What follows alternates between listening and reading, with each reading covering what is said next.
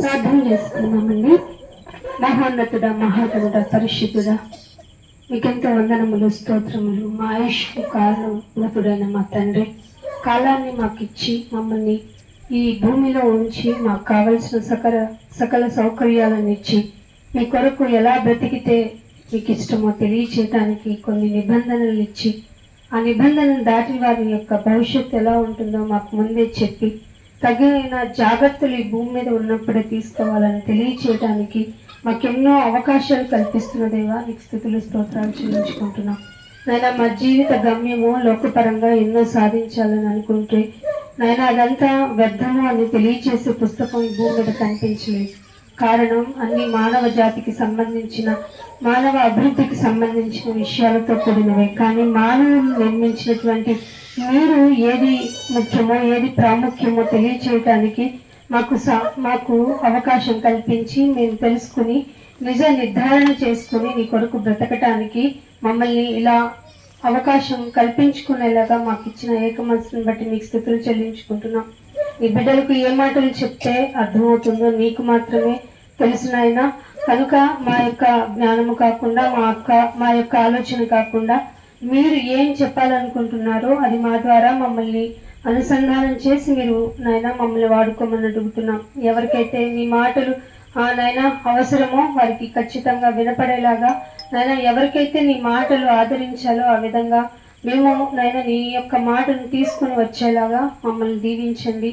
పరిశుద్ధాత్మదేవ, మీ సహాయాన్ని కోరుకుంటూ యేసుక్రీస్తు వారి అతి పరిశుద్ధమైన నామమున ఈ ప్రార్థనను అడిగి వేడుకుంటున్నాం మా పరమ తండ్రి. థ్యాంక్ యూ అండి. అందరికీ వందనములు. దేవుని యొక్క మాటలు చాలా విన్నాము. యాక్చువల్గా దేవుని సభ అంటే దేవుని గురించి మాటలు వస్తాయి అని మనకందరికీ తెలుసు. కానీ సార్ చెప్పినట్టు మనం ఒక పర్సనాలిటీ, మనల్ని ప్రతి సెకండ్ గమనిస్తున్నటువంటి ఇంకొక పర్సనాలిటీ ఉండింది. అది కూడా ఆత్మే, కనుకనే కనపడదు, దాని క్రియలు కనిపిస్తూ ఉంటాయి. ఎలాగూ అంటే మనుషుల మధ్య చేసే పనులు మనిషిని బాగుంటే ఓర్చుకోలేంది పక్కనాడు అనుకుంటాము. బాగుంటే మనుషుల్ని చంపుకునేలాగా కూడా చేయగలిగిన సామర్థ్యత దానికి ఇవ్వబడింది. ఎందుకంటే టోటల్ అధికారం ఎవరి మీద ఉంది, ఎవరి దగ్గర ఉంది? ఎట్ ప్రజెంట్ సాతాన్ దగ్గర ఉంది. అవన్నీ చక్కగా వివరించిన మొదటి ప్రసంగంలో చెప్పిన శ్రీనివాసన్ గారికి ప్రత్యేక వందనాలు చెల్లించుకుంటున్నాను. ఇప్పుడు మనము దేవుని యొక్క మాట తెలుసుకోవాలని ఇక్కడ కూడుకున్నాము. ఏం చెప్తారైనా అసలు దేవుడు అంటే ఏం చెప్తారు, దేవుడి దగ్గరికి రావాలంటే ఏం చేయాలి, ఇలాంటివన్నీ మనం చాలా చేస్తూ ఉన్నాం. ప్రజెంట్ మనుషులను చూసుకొని, లేదంటే నేను ఫాలో అయ్యానని, నా కుటుంబం ఫాలో అయ్యిందని ఇలా ప్రవర్తించుకుంటూ మనల్ని మనం మోసమే చేసుకుంటున్నాం. ఇది ఎంత ఘోరమైన విషయం అంటే, మనల్ని మనం మోసం చేసుకోవడం వల్ల మనం వెళ్ళి ఎక్కడ పడుతున్నామో తెలుసా? నిత్యము మండే అగ్నిలో పడుతున్నాం. నిత్యము మండే అగ్ని ఎట్లా ఉంటుందండి, అసలు ఉంటుందా అలాగా అని భ్రమపడే వాళ్ళకి ఇక్కడ ఉంటున్న ఆరిపోని అడవుల్ని వాళ్ళు ఆర్పగలిగితే చాలు కదా. ఆర్పగలుగుతున్నారా? హెలికాప్టర్స్ లో వాటర్ తెచ్చిపోసినా మళ్ళీ ఎక్కడో చోట అంటుకుంటుంది. ప్రాణభయం మనుషులు కూడా కలిగి, అక్కడ ఉన్న జంతువులకే కాదు మనుషులకు కూడా కలిగి అక్కడ సరౌండింగ్ ని వాళ్ళు వెకేట్ చేసి వెళ్ళిపోయే పరిస్థితులు వచ్చినాయి. భూమి మీద ఉన్న అగ్నినే ఆర్పలేని మనిషి పరలోకం అగ్నిని తప్పించుకోగలరా? ఆర్పడమే చేతగాని మనిషికి పరలోకంలో ఉన్న తనని హాని చేసే, తనని వల్ల తనని మోసం చేసుకున్న మనిషికి హాని చేసేటువంటి ఆ అగ్నిని తప్పించుకోలేరా? అందుకే ఈ సభ. తప్పించుకోలేము అని చెప్పటానికే, విజ్ఞానముతో కూడిన మాటలు మీకు తెలియచేయటానికే, అసలు దేవుడు అంటే ఎవరు, ఎలా ఉంటారు, ఏం చేస్తారు, ఆయన ఏం ఇవ్వగలరు, ఏం చేయగలరు, ఏం చేశారు కాబట్టి ఆయనే దేవుడు అని చెప్పగలము అనేది మీకు చూపించడానికి నేను ప్రయత్నిస్తాను. మీరు 1 యోహాను రాసిన పత్రిక, 1 యోహాను గారు రాసిన పత్రిక, యోహాను గారు రాసిన మొదటి పత్రిక 4వ అధ్యాయము, యోహాను గారు రాసిన మొదటి పత్రిక 4వ అధ్యాయము 8వ వచనం చూద్దాం. 4వ అధ్యాయము 8వ వచనం. దేవుడు ఎవరండి? Introduction, elevation of the God ఎలా ఉంటుందో బైబిల్ ప్రకారంగా చూద్దాం. బైబిల్ ప్రకారంగా చూస్తే తప్ప మీకు దేవుడు అర్థం కాదు.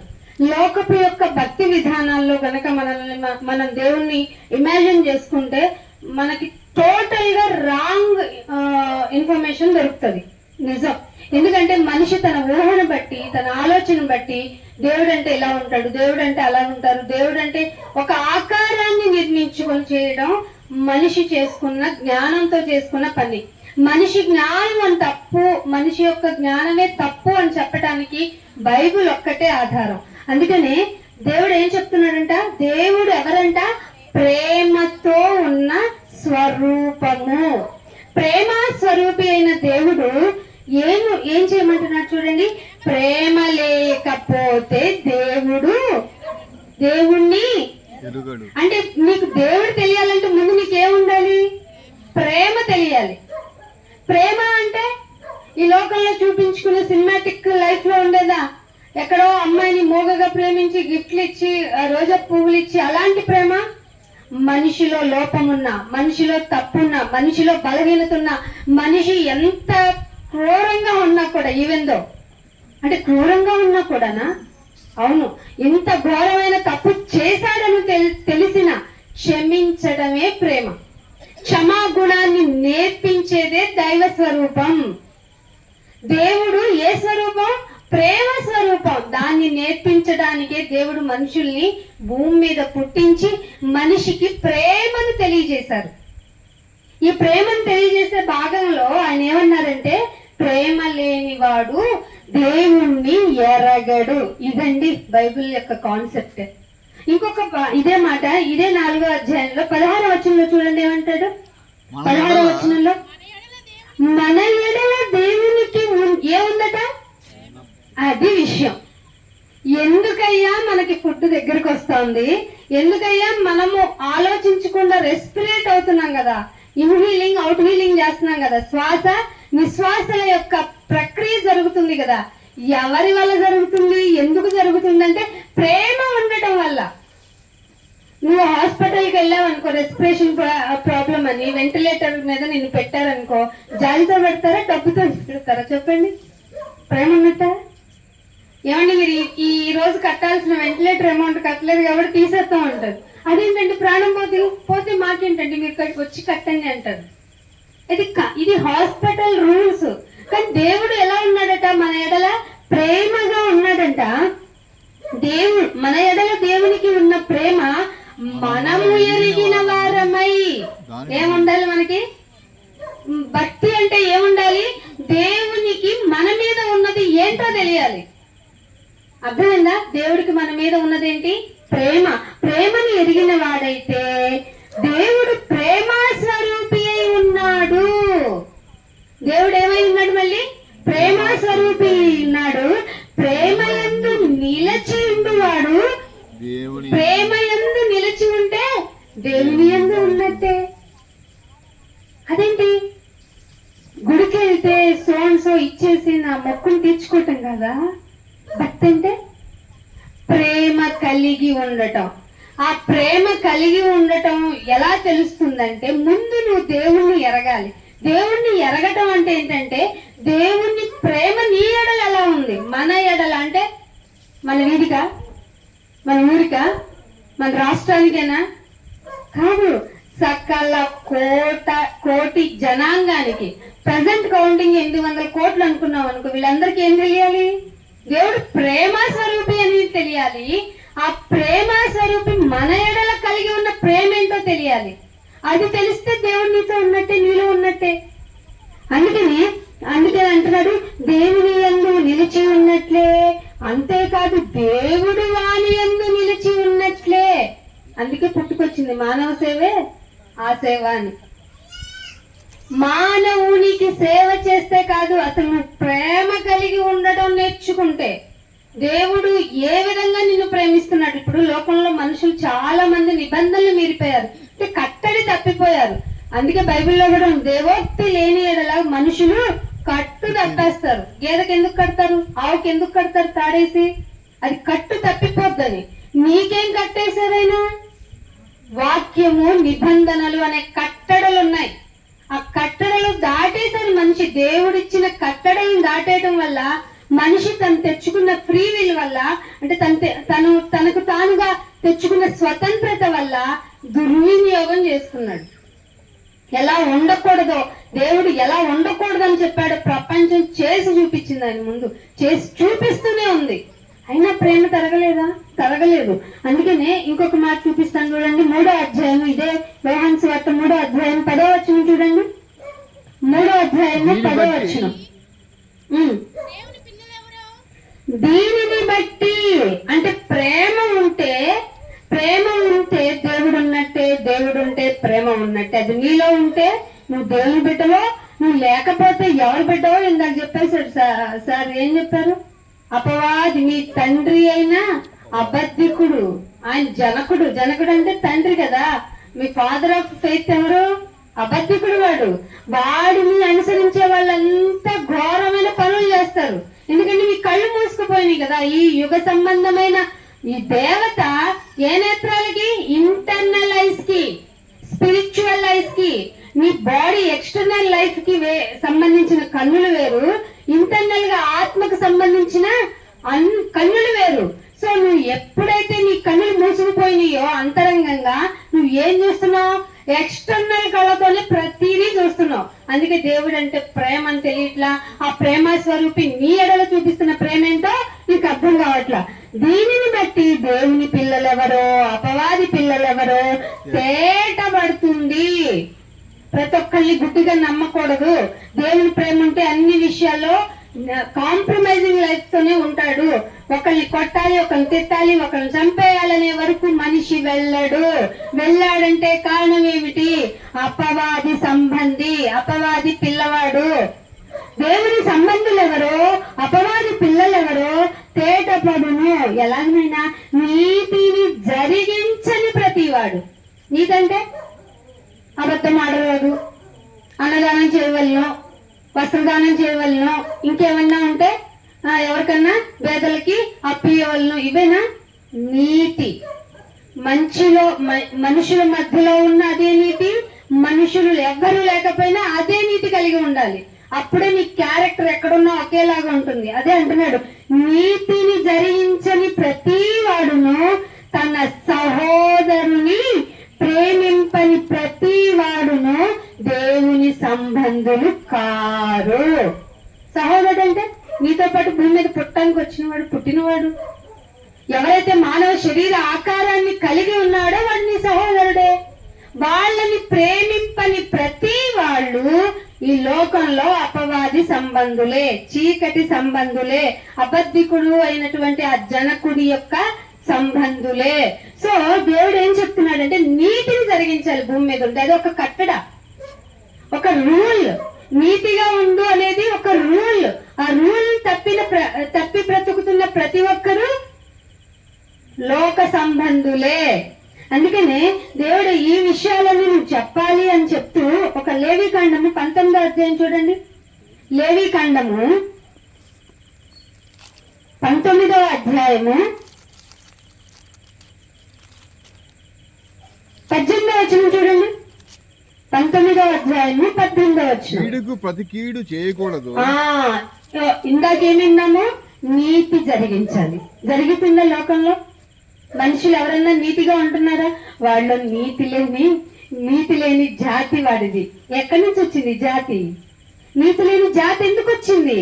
దేవుడి ప్రేమ మన ఎడలో ఉందేంటో ఎరగకపోవడం వల్ల. అందుకే అంటున్నాడు. ఇంకొకటి ఏమంటున్నాడంటే, కీడు చేస్తాడనుకో ఒకడు, వాడికి ప్రతి కీడు చెయ్యమని బైబిల్ చెప్పిందా? ఇదేదో మతంలో లేదేంటి?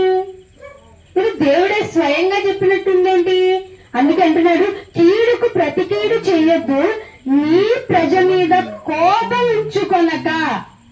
మన మనుషులందరూ ఏముండాలి? కోపం రగిలిపోతూ ఉండాలి. కామన్ గా మనుషులందరూ ఆలోచించుకునేది. కానీ దేవుడు ఏం చెప్తున్నాడు? నీ ప్రజల మీద కోపం ఉంచక నిన్ను వలె నీ పొరుగు వాడిని, ఇది మెయిన్ కాన్సెప్ట్ బైబిల్ది, నిన్ను వలె నీ పొరుగు వాడిని ప్రేమింపాలి, నేను యెహోవాను. యెహోవా ఏంటి? యెహోవా ఎందుకు వచ్చాడు మధ్యలో? ఆయన ఎవరు అసలు? ఆయన ఎవరు అంటే, యెహోవా అనేది గ్రీకు పదము. తెలుగు ట్రాన్స్లేటెడ్ వర్షన్ కి వచ్చేటప్పటికి ఉన్నవాడైన దేవుడు అంటే లేని వాళ్ళైన దేవుడు ఉన్నారా? ఎస్. లోకం వాళ్ళని నమ్మింది కాబట్టి ఆయన స్వయంగా తన పేరును ప్రకటించుకుంటూ, నేను ఉన్నవాడైన దేవుడును, నేనేం చెప్తాను అంటే, నిన్ను ఎలా ప్రేమించుకుంటావు? ఆకలివుతుందా? అన్నం పెట్టను పో నీకు అంటావు. నీ శరీరంతో ఎప్పుడన్నా నీవు అడుక్కుంటావేంటి? చేతులు లేవా కాళ్ళు లేవా అంటావా? అమ్మ అన్నం పెట్టంటే ఏమంటది? నీ మనసు ఏమన్నా, నీ కాళ్ళు లేవా చేతులు లేవా నువ్వు పెట్టుకోవచ్చుగా అని మనసు ఏమన్నా అంటదా? మనసుకి చక్కగా కూర్చుంటావు, చక్కగా డైనింగ్ టేబుల్ మీదకి కూర్చుంటావు, నీ దగ్గరికి అన్ని డిషెస్ వచ్చి పెట్టాలి, వేడివేడిగా వడ్డించాలి, వేడివేడిగా తినాలి. ఎంత బాగా తినాలంటే నువ్వు హ్యాపీ ఫీల్ అయ్యి ఇక చాలు అనాలి, వద్దొద్దు ఇంకా చాలు అనాలి. అలా ప్రేమించుకుంటామా? వస్త్రాల విషయానికి వచ్చేటప్పటికి ది బెస్ట్. పరుగులకి ఇచ్చేటప్పటికి ఆ పాంట్ తక్కువ రేట్లో డిస్కౌంట్ లో ఇచ్చేయండి, మేము వాళ్ళకి పెంచాలి. ఎవరికి పెంచాలి? పేదలకి. ఇది బైబిల్ ఒప్పుకుంటుందా? ఒప్పుకోదు. ఇలా చెప్పుకుంటూ పోతే ప్రతి సెగను మనం పొరుగు వాళ్ళకి పక్కన వాళ్ళకి చేసే తప్పులే. నిన్ను వలే అంటే అసలు అక్కడే ఆగి చాలా దొరికిపోతుంది దేవునికి. నిన్ను వలే నీ పొరుగు వాణ్ణి ప్రేమించాలి. ఇది నీతి. ఈ నీతిలో ఆయన ఒకవేళ వాడు నువ్వు మంచి చేసిన వాళ్ళు వచ్చి నీ కీడు చేస్తే ప్రతి కీడు చేయమని ఉందా? ఇది బైబిల్ అండి. బైబిల్ ఎంత బాగా చెప్తుంది, కీడుకు ప్రతి కీడు చేయకండి అని చెప్తుంది. అలాగే ద్వితీయోపదేశకాండం చూడండి 32వ అధ్యాయము. ద్వితీయోపదేశకాండము 32వ అధ్యాయము 35వ వచనం. 32వ అధ్యాయము 35వ వచనం. నా విధులలో వారి కాలు జారు కాలం, వాళ్ళు కాలు జారే సమయం అయితే నువ్వు పగ తీర్చుకుంటా ప్రతిఫలం ఇచ్చుట నువ్వు తీసుకో. మాకు నేను వాళ్ళకి టిట్ఫర్ చేస్తాను, వాళ్ళంతు చూసేస్తాను. అవి క్రైస్తవులైన వారికి తగదు. ఇది కదా దేవుని మాట అంటే. కీడుకు ప్రతికీడు చేయొద్దు, నీతిగా ఉండాలి. ఆ నీతిగా ఉండేవారే దేవునికి సంబంధులు. దేవుణ్ణి ఎరిగేవారు ఉన్నారంటే ఆయన మనల్ని ఎలా ప్రేమిస్తున్నారో మనకి తెలిసి ఉండాలి. దేవుడు ప్రేమ స్వరూపి. ఆ ప్రేమ స్వరూపి ఏం చెప్తున్నారంటే, వారు కాలు జారారే అనుకో, అంటే కీడు చేశారే అనుకో, వాళ్ళకి నువ్వేమీ పగ తీర్చుకోకు. ఇది ఏ మతం చెప్పింది? కన్నుకి కన్ను, పన్నుకు పన్ను మీకే చెప్తారు కానీ చెప్పిందా? కానీ మొదటలోనే ఇట్లా రాయించాడేంటి ఆయన?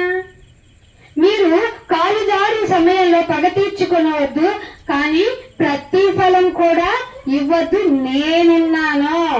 నేనున్నాను వారి ఆపదినము, అంటే ఆపద అంటే త్వరగా డేంజర్ వచ్చే సమీపించే టైము వారి గతి స్పీడ్ గా ఉంటది అని ఎవరు చెప్పారు? నాకేమన్నా బుద్ధుడు చెట్టు కింద జ్ఞానోదయం అన్నట్టు ఒక స్వామి ఏమన్నా చెప్తారా? చెప్పరు, దేవుడే చెప్పాడు. ఒకవేళ వాళ్ళు కాలు జారితే నువ్వేమి ఇన్వాల్వ్ అవ్వకు, నేను ప్రతిఫలం ఇస్తాను. ఇది కదా బైబిల్ ఎంత మంచి మాటలు రాయించింది. మంచి మాటలు రాయించిన బైబిల్లో నీకు తప్పు అనిపించిందంటే అది నువ్వు చూసే చూపుని బట్టి ఉంది. అర్థమైందా? అందుకే పచ్చకామిళ్ళ వాడికి నిజమేనా కనిపిస్తుందా పచ్చగా? ఎందుకంటే వాడికి ఐ ఆఫ్ సైటే మరి అంత పచ్చగా ఉంటే మరి అలాగే కనిపిస్తుంది కదా. నువ్వు చూసే విధానం, ముందు నీలో ప్రేమ ఉంటే ఆ ప్రేమ స్వరూపి నీ ఎడల చూపిస్తున్న ప్రేమ ఎలా ఉందో నీకు తెలుస్తుంది. సో ఆ విధంగా నీతిగా బ్రతకాలనుకుంటావు, ఎదుట వాడిని పొరుగు వాడిని ప్రేమించడమే పరమావధిగా పెట్టుకుంటావు. ఆ పనిలో భాగంగా కీడు చేస్తే ప్రతి కీడు చేయడానికి ఇష్టపడం. ఇలా కదా క్రైస్తవ సంఘాలు బ్రతికేది. ఆ విధానాన్ని తెలియచేయడానికే కదా మనం వీధిలోకి వచ్చి మరీ చెప్తాము. వీధిలోకి వచ్చి ఎందుకు చెప్పాలంటే ఆయన ఎలాంటి వారు, దేవుడని ఆ వ్యక్తిత్వం, ఆ పర్సనాలిటీకి ఉన్న క్యారెక్టరైజేషన్ ఎలా ఉండింది, ప్రేమ స్వరూపి. ఆయన ఏం చెప్పాడంటే, నేను మిమ్మల్ని ప్రేమిస్తున్నాను కదా. ఎవరు మొదట ప్రేమించారు? ఆయనే మొదట మనల్ని ప్రేమించాను. ఆయనే ప్రేమించారు. మనకు తెలియదు భూమి మీదకి వచ్చిన తర్వాత ఎన్ని సంవత్సరాలు వ్యర్థంగా తిరిగాము, ఎన్ని వేస్ట్ ఆఫ్ వర్షిపింగ్ చేసుకొని ఉన్నాము. తీరా ఇక్కడ నిజమైన పుస్తకం దగ్గరికి వచ్చేటప్పటికి దేవుడైతే ఎలా మాట్లాడతాడో అలాగే మాట్లాడి చక్కగా నిజాన్ని నిరూపించినటువంటి బుక్కులోని మాటలు నిన్ను మార్చాలి.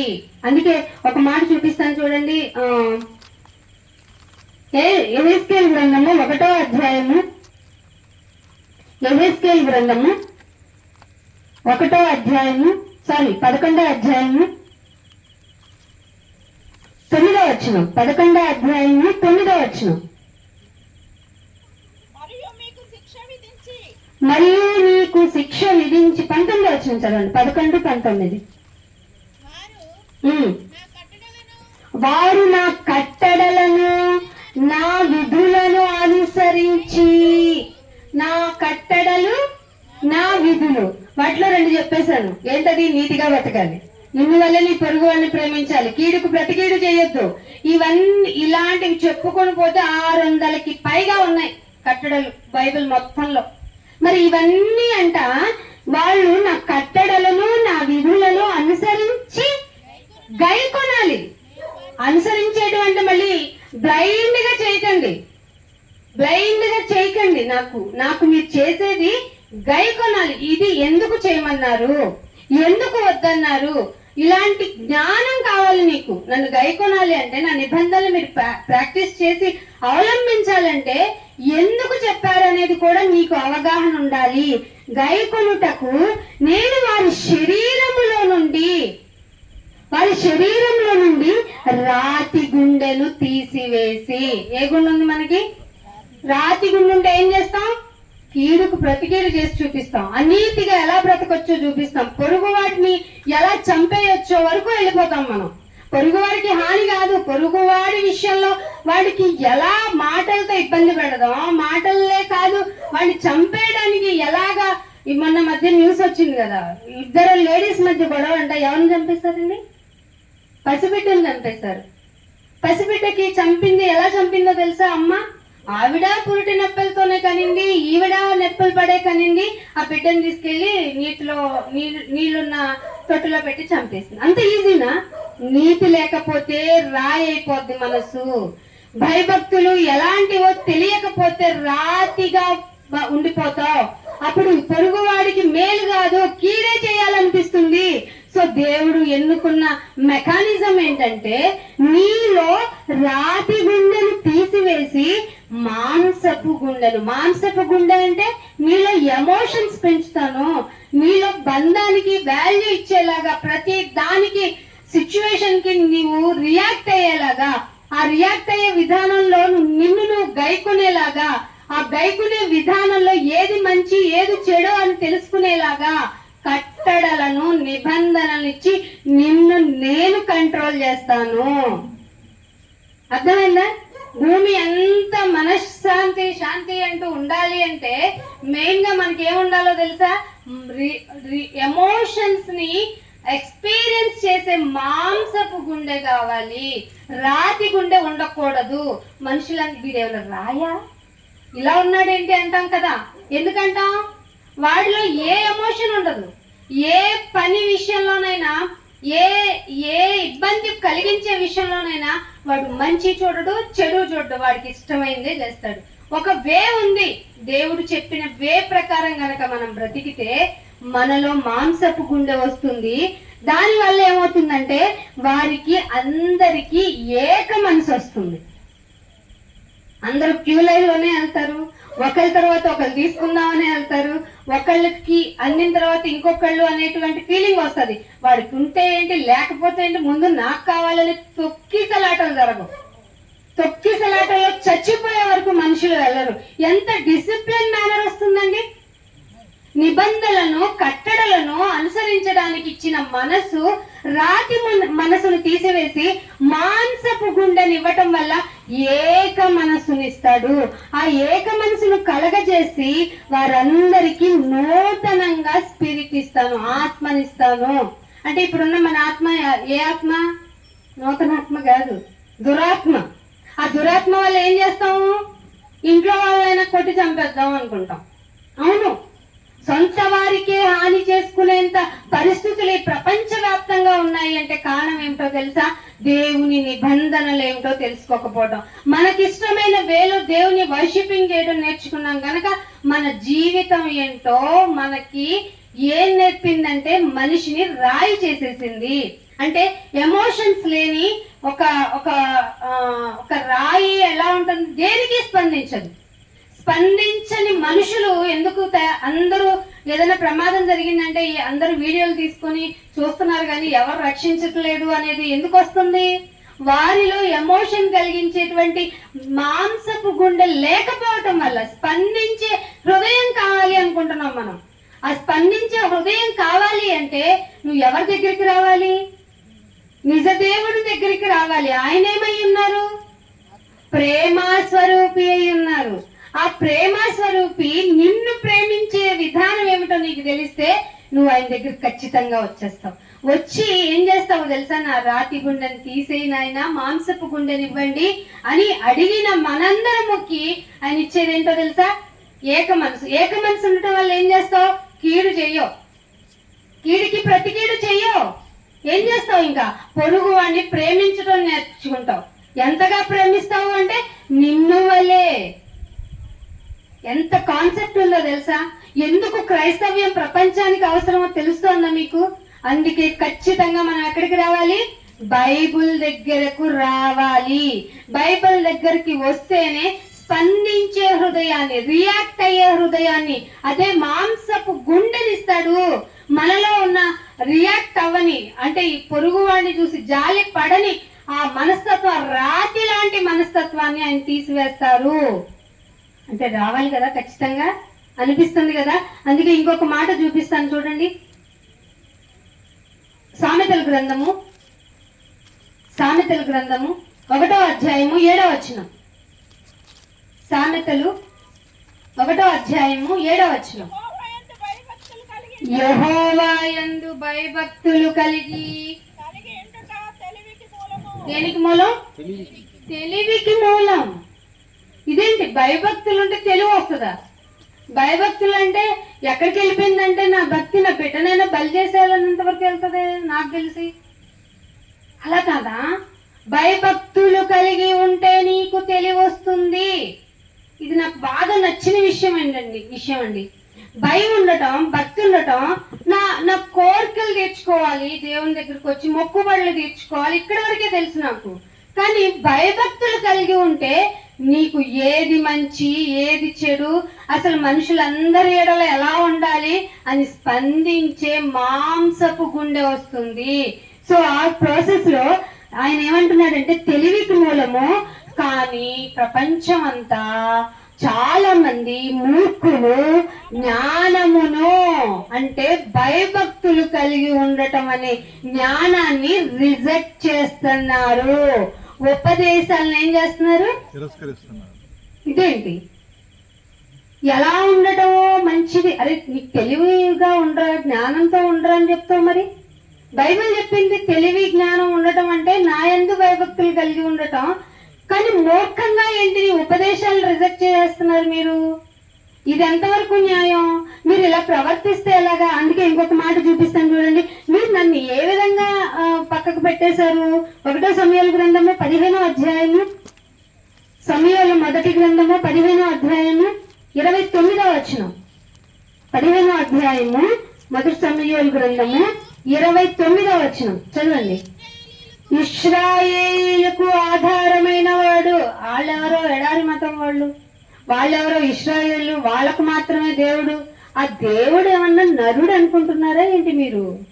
ఎక్కడ రాయబడింది ఇది? లోకంలో అనుకోవటం, బైబిల్లోనే రాయబడింది. ఇశ్రాయేలీలకు ఆధారమైన వాడు నరుడా? కాదు కదా, నరుడు కాడు. ఆయన అబద్ధాలు చెప్పడు. సముద్రాన్ని దాటిచ్చాడంటే ఆయనకి క్యాపబిలిటీ ఉంది. ఆయన క్యాలిబర్ ఏంటో తెలియక మనం అలా మాట్లాడుకుంటాం.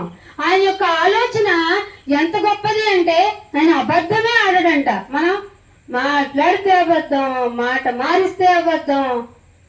మనకి ఆయనకి తేడా లేదు. అయినా మనల్ని ప్రేమిస్తున్నాడు కదండి. ఆ ప్రేమ మనకి అర్థం అవ్వాలి కదా.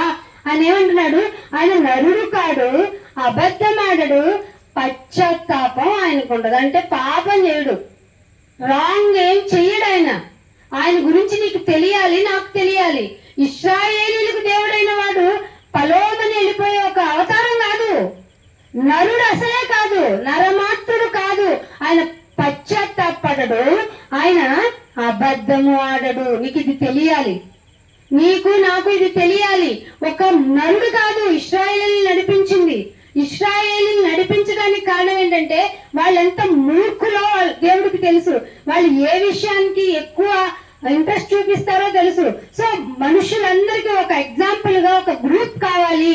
మనందరికి దృష్టాంతములుగా ఒక ఒక మనుషుల జాతిని చూపించాలి. సో వాళ్ళని ఎన్నుకున్నాడు. వాళ్ళని ఎన్నుకొని వాళ్ళు చేసిన ప్రతి పనిని మనకి చూపిస్తూ, అదే కొరింథీ పత్రికలో కూడా ఉంటది కదా, కొరింథీలకు పత్రిక రాస్తూ వాళ్ళని ఎందుకు మనకి చూపించాడు, వాళ్ళకి జరిగించినవన్నీ మనకెందుకు చెప్తున్నాడు అంటే వాళ్ళకి వ్రాయించిన సంగతులన్నీ నీకు ఎగ్జాంపుల్, దృష్టాంతములు అంటే అవి ఎగ్జాంపుల్. చూడు, ఇలా చేస్తే రాంగ్ అయిపోతావు. ఎంతమంది వెళ్ళారు 40 సంవత్సరాల ప్రయాణంలో? ఎంతమంది వెళ్ళిపోయారు? 2 మిగిలారు. ఎంతమంది? 20 లక్షల కాల్బలం అంటే ఫ్యామిలీస్ కి ఇంకెంతమంది? మరి అందరూ పోయారంటే ఎంత స్ట్రిక్ట్ గా ఆయన వాళ్ళని చూసుంటారు. మరి వాళ్ళ నుంచి నేర్చుకోవాల్సింది నీకు నేర్పించడానికి వాళ్ళని ఎన్నుకున్నానంటే వాళ్ళని ఎవరి కోసమో దేవుడైతే నేనెందుకు నమ్మాలి అని నీకు వస్తుందా? రావచ్చా? అందుకే ఒక మాట చూపిస్తాను చూడండి. కీర్తనలు 136వ కీర్తన ఎగ్జాంపుల్ గా ఒక మాట చూపిస్తాను. ఆయన ఎలాంటి కెపాసిటీ ఉన్నవారో. కీర్తనల గ్రంథము 136 చూడండి, మొదటి నుంచి. యెహోవా దయాళుడు. ఎవరంట ఆయన? దయాళుడు.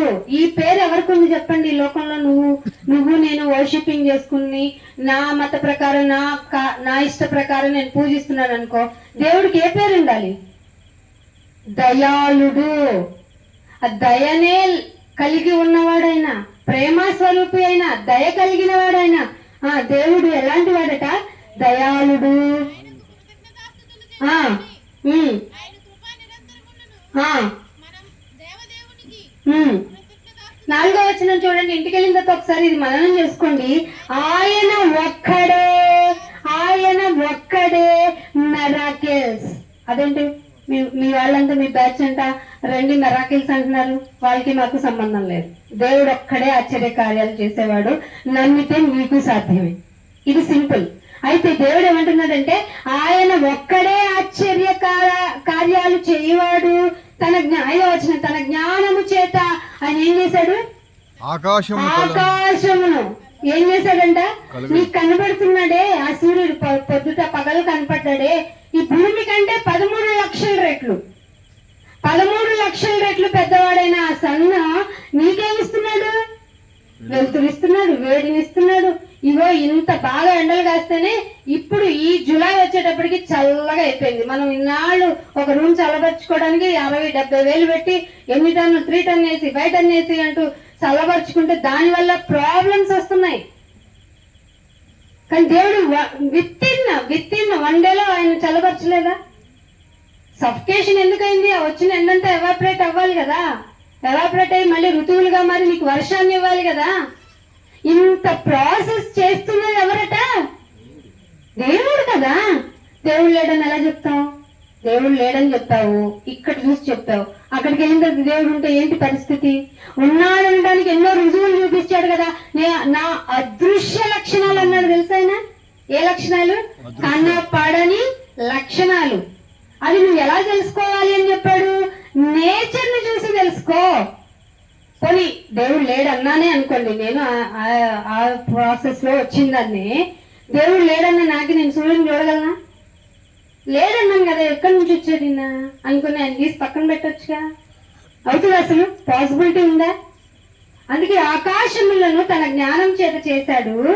ఆయన భూమిని నీళ్ల మీద పరిచాడంట. నీకు దుప్పట పరచడం తెలుసు, చీర పరచడం తెలుసు, ఇలా పరదాలు పరచడం తెలుసు. ఆయన కెపాసిటీ ఎలా ఏంటంటే ఆయన కెపాసిటీ నీళ్ళని పరిచాడు. ఎక్కడ? భూమి మీద. అయితే ఈ భూమి మీద ఉన్న నీళ్లు ఈ భూమి పుట్టక ముందు నుంచి ఉన్న నీళ్ళు అంట. తెలుసా మీకు? మనకి తెలుసు. బైబిల్ ప్రకారంగా ఉంటే ఆ నీళ్లు ఇప్పుడు ఫ్రెష్ వాటర్ అంటున్నామే, అవి భూమి పుట్టక ముందే ఎన్నో ఏళ్ల క్రితం ఉన్న వాటర్ మనం ఇప్పుడు వాడుకుంటుంది. ఎందుకంటే ముందు నీళ్లు ఉన్నాయి, నీళ్ళ మీద ఆత్మ అబ్జర్వేషన్ అల్లాడుతుంది అనేది ట్రాన్స్లేషన్, కానీ అబ్జర్వేషన్ అది. భూమి విడిపోగానే నీళ్ళని భూమిని ఆయన వేరు చేశాడు కదా, ఆ నీళ్ళే కదా మనకు వచ్చింది. అంటే ఇప్పుడు ఫ్రెష్ గా పుట్టట్లేదా? కాదు, ఆయన ఇచ్చిన నీళ్లు. భూమికి ఇన్ని లీటర్స్ ఆఫ్ వాటర్ కావాలి. ఈ కెపాసిటీ ఎవరికి ఉండింది? దేవుడు లేడు అనుకునే నా వల్ల అవుతుందా? అవ్వదు కదా. దేవుడు కొంత విషయాలకి మాత్రం పరిమితమైన మనం అనుకున్న దేవుళ్ళ వల్ల అవుతుందా? మరి అది బైబిల్లో రాయించిన నీళ్లను పరిచాడట భూమి మీద, ఆకాశంను కలగజేశాడంట తన జ్ఞానం చేత. అలాంటి దేవుడు ఎలా ఉన్నాడంట? రండి మీరు నా యొద్దకు రావడానికి వీలేదన్నాడా? మొట్టమొదట వచనం ఏం రాయించాడు? ఆయన దయాళుడు. అందుకే ప్రైజింగ్ చేయాలి. ఆయన దయాళుడు, ఆయన ప్రేమ స్వరూపి, ఆయన ప్రేమించేవాడు. మన ఎడల చూపుతున్న ప్రేమను మనం తెలుసుకుంటే అబ్బా నీకు ఇంకా ఆయన చూడటానికి వెయిట్ చేస్తాం. ఎన్నాళ్ళు నా దినాలు ఇంకా లెక్కించడం నేర్పించిన ఆయన, నేను తొందరగా నీ దగ్గరికి వచ్చాను అని అడుగుతావు. ఈ ప్రేమ ఏమిటో తెలియకపోవడం వల్ల నిన్ను తెలుసుకున్నానని వచ్చిన వాళ్ళు కూడా ఈ భూమి మీద నాకు ఈ హౌస్ ఇవ్వు, ఈ కార్ ఇవ్వు, లేకపోతే అది ఆ ల్యాండ్ కొనిపెట్టు, మాకు వీసా ఇవ్వు, పిల్లల్ని ఇవ్వు. పిల్లల్ని ఆయన గర్భాన్ని ఇచ్చి నేను పిల్లల్ని ఇవ్వకుండా ఉండాలా అన్నాడా? నేను గర్భాన్ని ఇచ్చిన వాడిని గర్భాన్ని ఏమైనా మూసేస్తానన్నాడా? అనలేదు కదా. మరి ఎందుకు పిల్లలు మనం పలవమని వెళ్తాను? మీకు ఇంటెన్షన్ ఎక్కువ. ఆయన ఇచ్చినప్పుడు తీసుకోవడం చేత కాదుగా. ఇచ్చే నేను మారం చేసి చిన్నపిల్లలం, అందుకే ఆయన ఇచ్చేస్తున్నాడు. మీకేమి కావాలనో మీకంటే ముందుగా ఎరిగిన దేవుడు ఉన్నాడన్న విషయం మనకు తెలుసు. గుర్తుంటదా? ఉన్నా పట్టించుకో, నాకు ముందు ఇది ఇచ్చేనైనా అంటాం. సో దేవుడు ఏమంటున్నాడంటే ఆయన గొప్ప జ్యోతులను నిర్మించిన. జ్యోతులు ఎవరు? సూర్యుడు, చంద్రుడు. ఈ చంద్రుడు, సూర్యుడు లాంటి వాళ్ళు ఇంకా అనేక గ్రహాలుగా ఉన్నాయి అక్కడ. పాలపుంత నక్షత్రం దాటి పాలపుంత నక్షత్రంలో భూమి ఒకటి.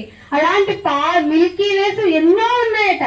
ఇంకా డార్క్ మ్యాటర్ లో ఉన్నాం. మీకు ఇంకో విషయం తెలియాలి ఏంటంటే, సన్ కన్నా 4 మిలియన్ల మాస్ అంటే బరువు ఉన్న ఒక బ్లాక్ హోల్ దూసుకొస్తుందంట.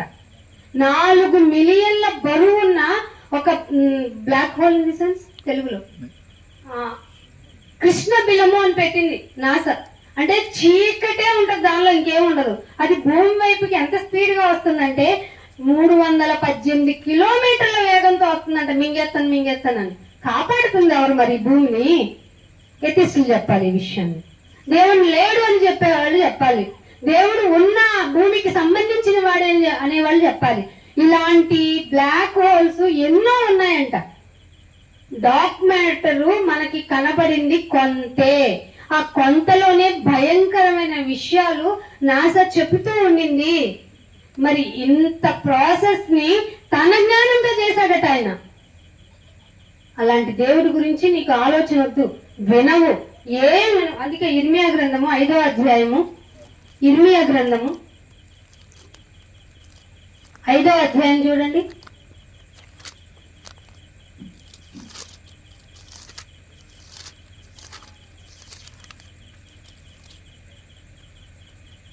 మొదటి నుంచి చూడండి. యెరూషలేము వీధులలో అటు ఇటు పరిగెత్తి చూడండి, తెలుసుకోండి, విచారణ చేయండి, న్యాయము జరిగించు. కట్టడ నిబంధన, ఇంకొకటి వచ్చింది నిబంధన. నీతిగా ఉండాలి, భయభక్తులు కలిగి ఉండాలి, న్యాయంగా ఉండాలి, ఆ పొరుగు వాళ్ళకి కీడు చేయకూడదు. దయాళుడైన దేవుడు, ప్రేమస్వరూపి అయిన దేవుడు నీకు పెట్టిన నిబంధనలు. ఇంకోటి ఏం చెప్పాడు? న్యాయముగాను నమ్మకముగాను ఉండడానికి అసలు ప్రయత్నిస్తున్న వాడైనా, యత్నించేవాడంటే ప్రయత్నం చేసేవాడన్నా ఒకడు మీకు కనపడితే నేను క్షమించేస్తాను. ఎక్కడి నుంచి ఎక్కడికి వచ్చాడు దయాళుడు? మిమ్మల్ని క్షమించను. ఇది చాలా విచారించదగ్గ విషయం. నేను మిమ్మల్ని క్షమించను. ఎందుకు క్షమించవు? న్యాయంగా ఉండడానికి కనీస ప్రయత్నాలు చేయటం లేదేంటి? ప్రేమ కలిగి ఉండడానికి కనీస ప్రయత్నాలు చేయటం లేదేంటి? కీడు చేయకుండా ఉండడానికి మినిమం ట్రై చేయట్లేదేంటి? ఉండిన ఎడల నేను మిమ్మల్ని క్షమించేస్తాను కదా. అదే అధ్యాయము 15వ వచనం చూడండి. ఇదే ఇర్మియా గ్రంథము 15వ అధ్యాయము. ఆలకించండి. దూరము నుండి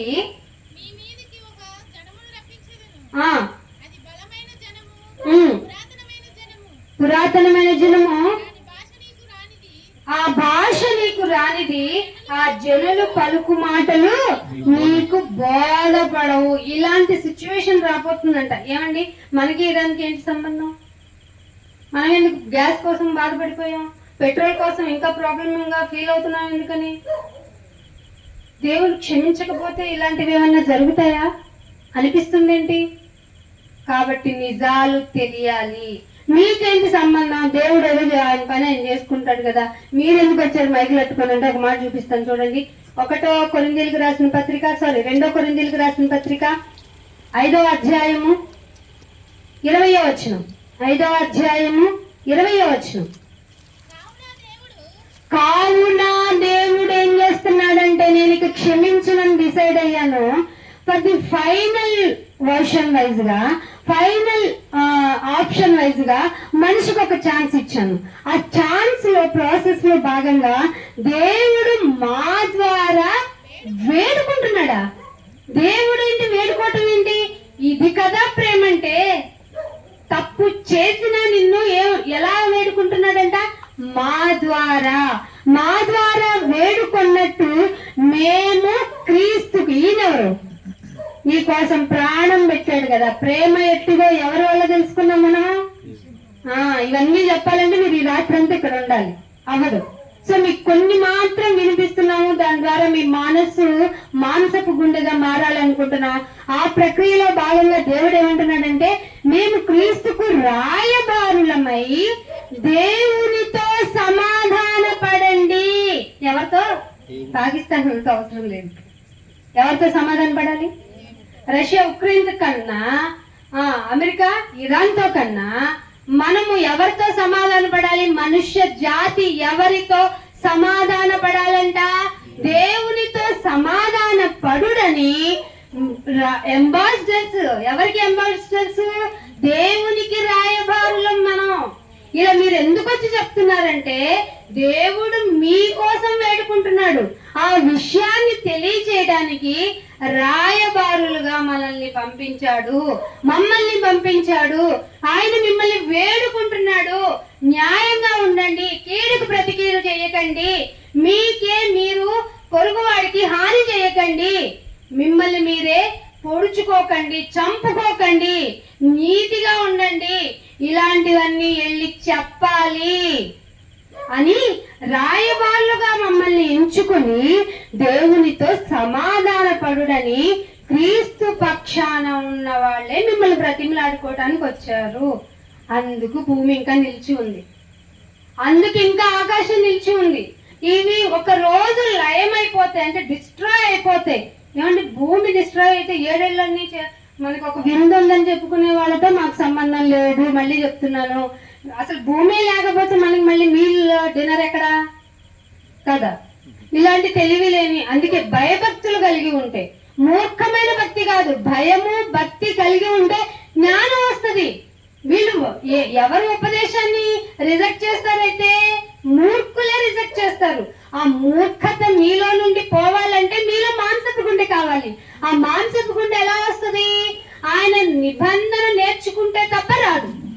అర్థమవుతుందా దేవుని యొక్క ప్రణాళిక ఏంటో? అందుకని ఎందుకనగా మనం ఆయన యందు ఏ నీతి అవ్వాలి?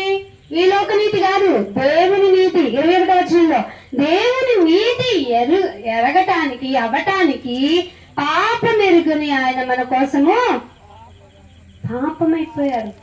పాపముగా చేయబడి దేవుడే పాపంగా చేయబడే పరిస్థితి ఎందుకు వచ్చిందంటే, మారని మనిషిని వేడుకోవటానికి. నీకు ఇక మిగిలిన ఒక వేని, ఒక దారిని నేను చూపిస్తున్నాను, మారండి. దీని కులం అని చెప్దామా చెప్పండి, దీని మతం అందామా చెప్పండి, అంటరాన్ని అందామా చెప్పండి, దిగువ వర్గాలకు చెందినని చెప్దామా చెప్పండి. మీరు అతి తెలివి ఎక్కువ, చెప్పగలం. మన అందరం చెప్పగలం. మనకు ఒక బ్రెయిన్ ఉంటుంది కదా, మనం ఓన్ గా క్రియేట్ చేసుకొని మనం మూర్ఖంగా తయారు చేసుకున్న కొన్ని కండిషన్స్ ఉన్నాయి కదా, చెప్పగలుగుతాం. కానీ ఒక్కసారి మీరు ఆయన నిబంధనను గైకుంటే ఆయన మీలో ఇలాంటి మూర్ఖత్వాన్ని తీసివేసి రాతి గుండెనిస్తాడు. సెన్సిబిలిటీ వస్తుంది నీకు. నువ్వు ఎందుకు పుట్టావో కూడా తెలుస్తుంది. ఇంత మూర్ఖత కలిగిన నిన్ను ఇంకా ఎందుకు ఆయన ప్రేమిస్తున్నాడో తెలుస్తుంది. అందుకని యోనా గ్రంథము వాక్యం దగ్గరికి వస్తున్నాను చూడండి. యోనా గ్రంథము అయిపోవచ్చింది, 1వ అధ్యాయము. యోనా గ్రంథము 1వ అధ్యాయము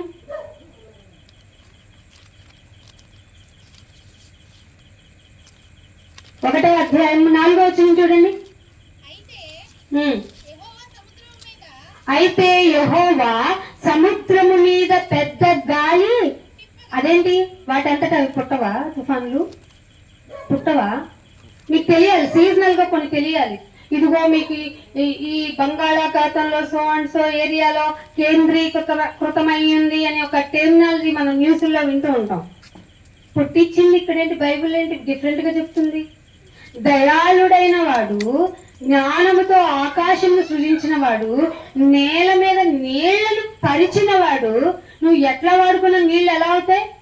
అలా క్లీన్ అయిపోతాయి, చక్కగా నీకు ఉపయోగపడతాయి. నేను కడగను, నేను రాను అంటదా వాటర్ ఏమన్నా? నువ్వు అంటావు ఇవి నీ ఎట్లో నీళ్లు, నా ఎట్లో నీళ్లు, నా పంపులో నీళ్లు, నీ పంపులో నీళ్లు. ఈ నీళ్ళన్నీ ఎవరు ఇచ్చారట? ఆయన ఇచ్చాడు. ఇచ్చిన ఆయన ఏం చెప్తున్నాడంటే, నువ్వు మాట వినటం లేదు కదా, నువ్వు ఒప్పుకోవడం లేదు కదా, నీకు ఆ విషయం తెలియాలి. నేను కాయిన్కి 1 సైడ్ కాదు ఇంకో సైడ్ ఉందని నీకు చెప్తున్నా. ఏమిటంటే గాలిని పుట్టించగా ఎక్కడ? సముద్రము మీద. అదే సముద్రం మీద వచ్చే గాలిని తుఫాన్ ఏమంటారు మనం? ఎప్పుడో వచ్చింది కదా, సునామీ అంటాం. సముద్రం మీద వచ్చే తుఫాన్ ఏమంటాం? సునామీ అంటాం. దాన్ని పుట్టించింది ఎవరు? దేవుడు అంటే దయ ఉండాలి కదండి. అట్లా పుట్టించేసి మనుషుని చంపేస్తే ఎలాగండి? అసలు మన కోట్లు ఎవరి మీదకి వేసేద్దామండి? దేవుడి మీద వేసేద్దాం. చూసారా మన మొక్కత ఎక్కడ దాకా వెళ్ళిపోయిందో? దేవుడిని ఏమీ చేయలేక కోట్ల కేసేసి గెలుచుకున్నాం. ఏం చేస్తారు ఆయన? అదృశ్యుడు కదా, నీకు వచ్చి ఆయన ఎందుకు ఆన్సర్ చేస్తాడు? మాంసపు గుండె కలిగి ఉండు, ఆయన సెన్సిబిలిటీ ఏంటో, ఆయన బాధ ఏంటో నీకు అర్థమవుతుంది. అందుకే అంటున్నాడు, గాలిని పుట్టించగా సముద్రమందు గొప్ప తుఫాను రేగి ఏది టార్గెట్ అది బద్దలైపోద్ది. ఓడ బద్దలైందంట. ఆయన మాట ఇక్కడ మీకు లోకపరంగా విషయాలు అవగతం అవడానికి ఇక్కడ సిచ్యువేషన్ తీసుకున్నా. ఇంకొక మాట చూస్తాను చూడండి, ఇదే అధ్యాయంలో 17వ వచనం చూడండి. 17వ వచనం, గొప్ప మత్యము ఒకటి యోనాను మింగవల్లని యెహోవా నియమించి. ఎవరు నియమించారు? మిమ్మల్ని మింగాలంటే కరోనా రావాలి, అంతే కదా. మనల్ని మింగిందా లేదా? మేము అనుకున్నాము కరోనా టైంలో మనకి ఇచ్చింది ఏమంటారు, బయటికి రాకుండా చేశారు కదా, క్వారంటైన్ పెట్టి లోపల వేశారు కదా. ఇంకా మనుషులందరూ మారిపోతారు. మొన్న మా కొలీగ్తో కూడా అదే చెప్తున్నా కదా, మనం కరోనా టైంలో అనుకున్నాము మనుషులందరూ ఇంకా రియలైజేషన్ కి వెళ్ళిపోతారు. ఎందుకంటే ప్రతి ఒక్కరికి ప్రాణభయం కదా. అమ్మో ఏంటి గాలి కొంచెం కోల్డ్ వచ్చినా ఇక అయిపోయింది నా పని, ఏదో రెస్పిరేషన్ తేడా అయిపోయింది నా పని. ఇలా సెకండ్ సెకండ్ సెకండ్ ఒక 3 సంవత్సరాలు మన బతుకునంతా ఇప్పటికి పోయింది అనుకున్నారా ఏంటి? మెల్లగా జరుగుతుంది, నీకు కామన్ కోల్డ్ అయిపోతుంది అన్నట్టు అయిపోయింది అది. సరే, అలాంటి మృత్యువుని దగ్గరకి వచ్చి చూసిన వాళ్ళు సిలిండర్ ఏంటి పీల్చుకునే గాలిని సిలిండర్లో నింపి టైట్ అయిపోయి దొరకకుండా చేస్తే ఇదేం బతుకు అనుకున్న మన జీవితాలు ఇంకా మారిపోతారు. మనుషులందరూ ఇంకా అందరూ ఎవరిని చూస్తారు? దేవుడిని చూసేస్తారు. ఇంకా ఘోరాలు నేరాలు ఏమి ఉండవు అనుకున్నాం. ఏమైంది? మనిషికి బుద్ధి వచ్చిందా? మోడత పెరిగింది. కుక్కర్లో ఉడికించేసి నరికేసి చంపేసి వీళ్ళు చంపుకోవడం కాదు, ఎవరిని చంపేస్తున్నారు? పసిపిల్లల్నా? అసలు పసిపిల్లల్ని చూస్తే ఇదివరకు ముద్దొచ్చేదంటే విన్నాము. ఏం చేస్తున్నారంటే మనుషులు పిల్లల్ని చంపేస్తాం. నా భర్త సరిగ్గా లేడు కాబట్టి పిల్లల్ని చంపేస్తా, నా భార్య సరిగ్గా లేకపోతే చిన్న పిల్లల్ని చంపేస్తా. మేము నా పిల్లలతో వాళ్ళకి ఊరేసి, ఎలా ఊరేస్తావు? పుట్టించింది నువ్వా? కాదు కదా, నీకే హక్కు ఉంది. ఇలా మాట్లాడతాం. బాధ భరించేవాడికి తెలుస్తుందట. అంతకు మించి భరించిన వాడు ఎలా రియాక్ట్ అవుతాడు? మరి నువ్వు చేసేది న్యాయం అని నువ్వు అనుకుంటున్నావు కదా, మరి అంతకు మించి నిన్ను భరిస్తున్నవాడు నువ్వు మారకపోతే ఓడలో బద్దలైపోవటానికి సముద్రంలో తుఫాను పుట్టించడం ఆయనకి ఏమైనా లెక్క? అలాగే ఒక యోనాను మింగేయాలని ఒక మనిషి తన మాట జస్ట్ వినలేదని, అయినా వీళ్ళు వినరు నాయన నేను చెప్పిన మారరు నాయన నేను వెళ్ళి అక్కడ పడుకుంటాను అన్నందుకు ఏం శిక్ష విధించాడో తెలుసా? మాట జస్ట్ వినని తన సేవకుడికే ఏం చెప్పాడు చూడండి ఆ మాట. యోనాను మింగవల్లని యెహోవా నియమించిన తిమింగళం. నిన్ను మింగాలంటే ఏం రావాలి చెప్పు? అని నీకు బుద్ధి రావాలంటే ఏం జరగాలి చెప్పు? ఏం మార్పులు రావాలంటే, అందుకే ప్రకటన గ్రంథము 2వ అధ్యాయము, ప్రకటన గ్రంథం ముగించేస్తానండి. ప్రకటన గ్రంథము 2వ అధ్యాయము 22వ వచనం చూడండి. ఇదిగో నేను దానిని మంచము పట్టించి దానితో కూడా వ్యభిచరించి వారి దాని క్రియల విషయం. 21 చదువుదాం ఫస్ట్. మారు మనసు పొందుటకు ఏం చేస్తాను? మారాలిరా నువ్వు. నీకు న్యాయం తెలియట్లా, నీతి తెలియట్లా, భక్తి తెలియట్లా, నీవు నీ కండిషన్స్ వైజ్ మూర్ఖుడు అయిపోయావు. సో నువ్వేమవ్వాలి? మారాలి. ఏం మారాలి? మతం కాదు, మనస్సు. ఇంకా ఏమైనా చేంజెస్ ఉంటాయండి? ఆ చేంజెస్ నువ్వు చూపించే భక్తి మీద ఉంటాయి. అంటే నేను నిజంగా మనసు మార్చుకోనండి, ఇదిగో కావాలంటే బొట్టు తీసేస్తాను, ఏముంది కావాలంటే పువ్వులు తీసేస్తాను, గాజులు తీసేస్తాను. ఇవి తీసేయటం నా వ్యక్తిగతం, తీసేయమనడం బానిసత్వం. ఒకరి మీద మన అభిప్రాయాలు రుద్దొచ్చా?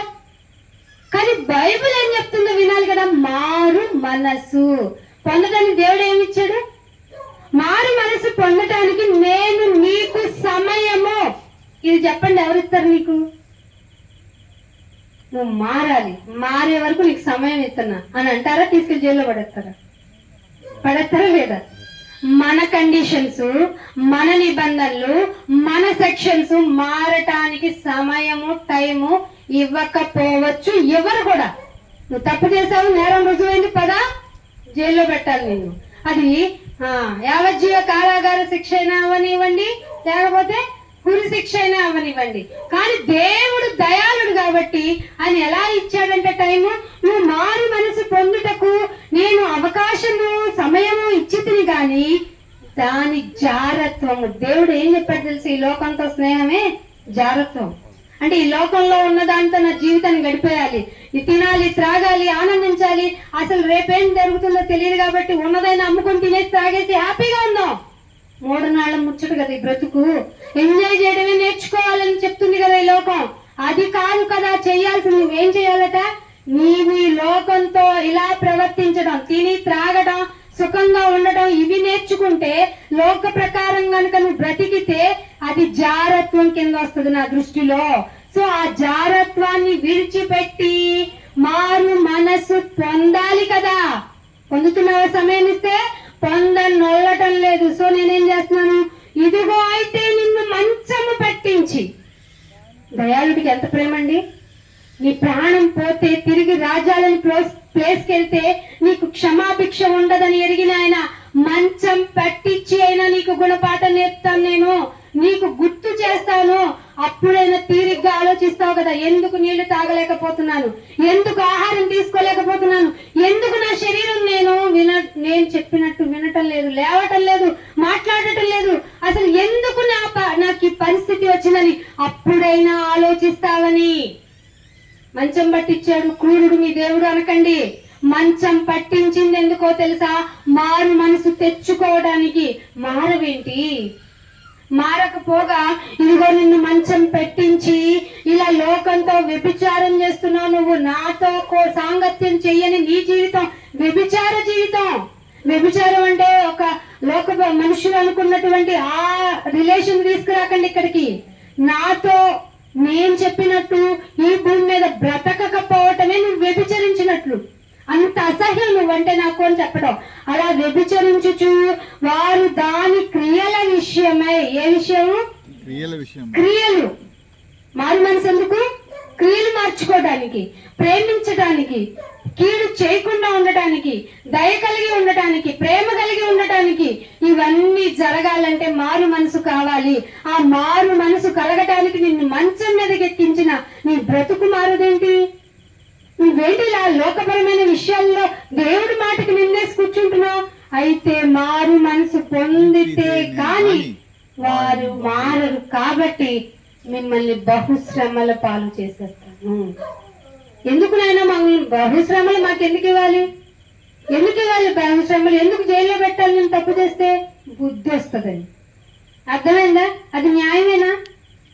మన చట్టాల ప్రకారం, మన కాన్స్టిట్యూషన్ ప్రకారం కరెక్టే కదా. అందుకే కదా ఎవరైనా నేరం చేస్తే ఎవరికి అప్పు చెప్తాను? తీసుకెళ్ళి పోలీసులకు అప్పు చెప్తాం. వాళ్ళెందుకు నీకు పనిష్మెంట్ ఇస్తున్నారు? నువ్వు మారాలని. అది ఎంత కరెక్ట్ అనుకుంటున్నావు? అంతకు మించి 1000 రెట్లు నిన్ను సృజించిన వాడైన దేవుడు తీసుకున్న నిర్ణయం ఇది. నిన్ను బహుశ్రమల పాలు చేస్తాను. అంతవరకు వెళ్లకుండా ఆయన నమ్మండి, ఆయన అనుగ్రహం పొందండి, ఆయన చెప్పినట్టు వినండి. ఆయన నిన్నేం కోరుకుంటున్నాడో తెలుసుకోండి. దేవుడు అంటే మీకు ఇష్టమైనట్టు పూజించటం, ఆరాధించటం కాదు. న్యాయంగా, నీతిగా, కీడు చేయకుండా అసలు నీ వల్లే నీ పొరుగు వాడిని ప్రేమించటం. ఇదే క్రైస్తవ తత్వం, ప్రేమ తత్వం. దీన్ని అందరికీ చెప్పండి. అందరూ క్రీస్తును అంగీకరించేలాగా మనసు రావాలని ఇలా అనేక సార్లు అనేక మందికి ప్రకటించే విధంగా దారులు తెరవండి. అందుకే ఒక మాట చూపించి ముగించేస్తాను. అపోస్తుల కార్యము 20వ అధ్యాయము, అపోస్తుల కార్యము 20వ అధ్యాయము 35వ వచనం. 20వ అధ్యాయము మీరును 35. ఇలాగ ప్రయాసపడి ఏం చేయాలట? అమ్మ వాళ్ళు వినరు. ప్రయాస ఎందుకు చేశారు కోటేశ్వర గారి ఫ్యామిలీ? ఒక్కళ్ళుగానే ఎలా చేస్తున్నారు? ఎందుకు చేస్తున్నారు? మీకు అర్థమైందా? మాకు ఇవ్వబడిన ఆజ్ఞ ఏంటో తెలుసా? ప్రయాస పడండి. నా ప్రేమ తెలిస్తే మీకు ప్రయాస పట్టనే తెలుస్తుంది. వాళ్ళు కొంచెం మూర్ఖమైన తరం అమ్మా, వాళ్ళు వినరు. చెప్పాలి. సందులోకి తీసుకెళ్ళండి, వీధిలోకి తీసుకెళ్ళండి, ఎక్కడ పడితే అక్కడ ఆయన ప్రేమను తెలియచేయండి. మీరు ఈ విధంగా ప్రయాసపడి బలహీనులను ఏం చేయాలి? ప్రొటెక్ట్ చేయాలి. ఏ విధంగా బలహీనులు?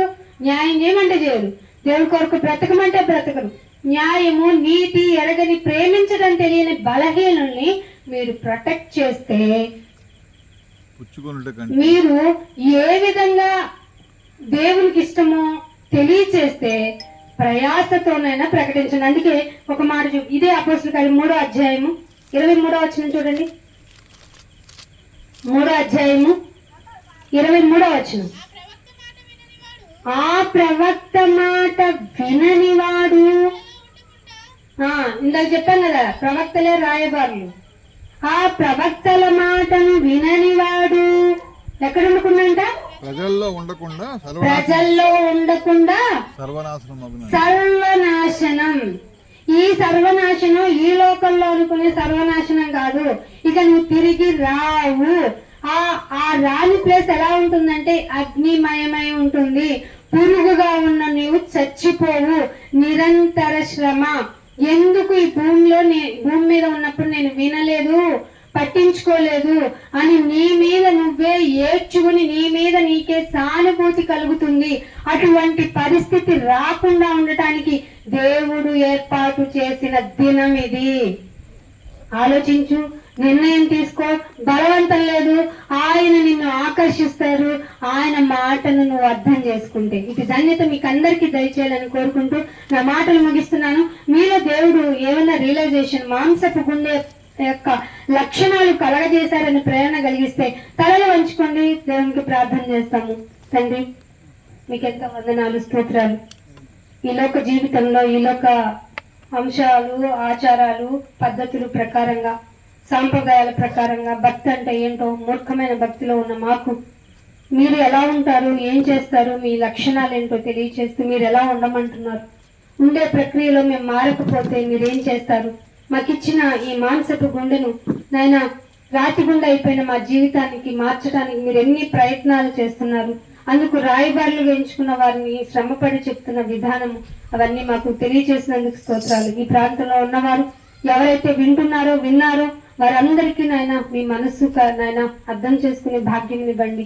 నాయన మీరంటే ప్రేమ స్వరూపులు కనుక మమ్మల్ని ప్రేమిస్తున్న విధానం వారికి కూడా అర్థమయ్యే విధానం, వారిని ప్రేమించేది కూడా మీరు ప్రేమించే విధానమే అని తెలుసుకొని నాయన మనోనేత్రాలకి గుడ్డితనం కలగకుండా మిమ్మల్ని అంగీకరించేటువంటి మానసపు గుండెను ప్రతి ఒక్కరికి దయచేయమని కోరుకుంటూ యేసుక్రీస్తు వారి అతి పరిశుద్ధమైన నామమున ఈ ప్రార్థనను అడిగి వేడుకుంటున్నాం మా పరమ తండ్రి. ఆమేన్. అందరికీ వందనాలండి. Thank you all of you. God bless you to all.